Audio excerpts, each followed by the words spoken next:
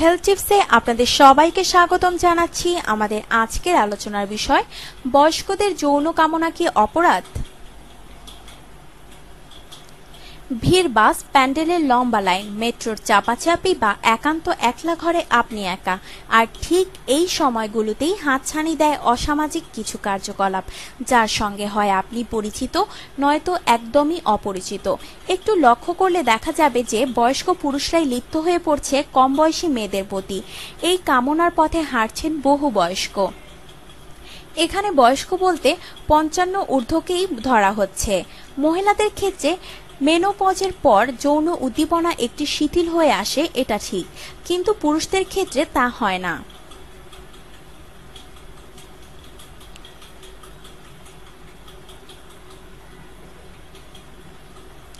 আজকের দিনে প্রায় সমবয়সেই বিয়ে হচ্ছে, ফলে কিছু বছর যাওয়ার পর দেখা যায় যৌন উদ্দীপনা একতরফে শিথিল হলেও উল্টো দিকে কিন্তু চাহিদার একটুও খামতি হয় না। একই তবে বুড়ো বয়সে ভীমরতি? এই সমাজে বুড়ো বয়সের ব্যাখ্যা হলো খাও দাও আরাম করো আর টাকা থাকলে তীর্থ। যৌন কামনা ভুলেও মাথায় আনা যাবে না, এ আনাও দোষ। তাহলে কি তারা তাদের ইচ্ছেকে দমন করে রাখবে? টেস্টোস্টেরনকে কোনোভাবেই বাড়তে দেওয়া যাবে না।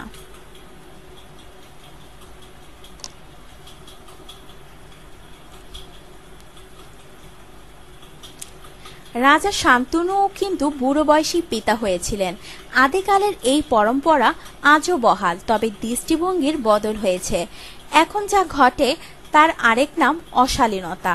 কামের বিকৃত রূপ চরিতার্থ হচ্ছে কম বয়সী মেয়েদের উপর দিয়ে। এখন এরা আর প্রেমে পড়ে না, এরা নিগ্রহে ব্যস্ত।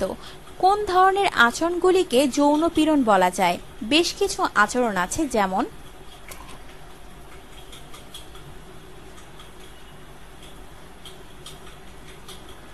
যৌন কামনা বা ইচ্ছা চরিতার্থ করার জন্য বল প্রয়োগ, যৌন কামনা চরিতার্থে কোনো অঙ্গ স্পর্শ, উদ্দেশ্যমূলক বা ইচ্ছাকৃতভাবে যৌনাঙ্গ প্রদর্শন, কোনো বস্তু দ্বারা যৌন অঙ্গ স্পর্শ, যৌন উদ্দেশ্য প্রণোদিত স্পর্শ।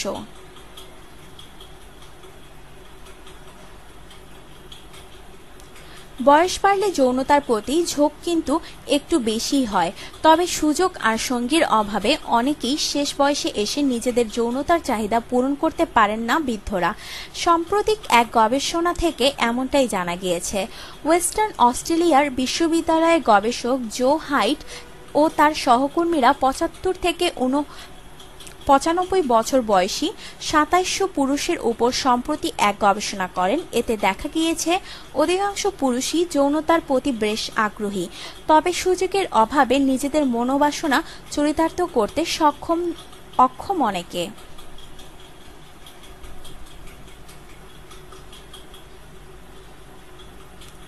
আমাদের দেশে এই ধরনের মনোবাসনা চরিতার্থ করতে প্রায় অনেকেই সক্ষম।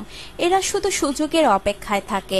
একবার জেনে নিন এই সমস্ত অশালীনতার ফলাফল কি হতে পারে: মানসিক ভারসাম্যহীনতা, আত্মহত্যা, বিষণ্ণতা, আত্মবিশ্বাস ও আত্মমর্যাদার অভাব, হীনমন্যতা।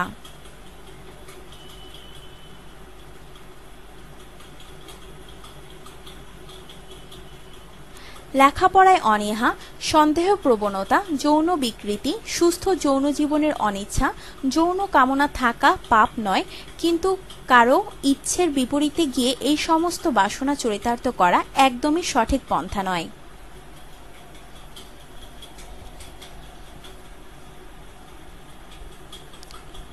আপনার জীবনকে আনন্দময় করে তুলতে এবং বিভিন্ন স্বাস্থ্য টিপস ও পরামর্শ পেতে আমাদের চ্যানেল সাবস্ক্রাইব, লাইক ও শেয়ার করবেন। ধন্যবাদ।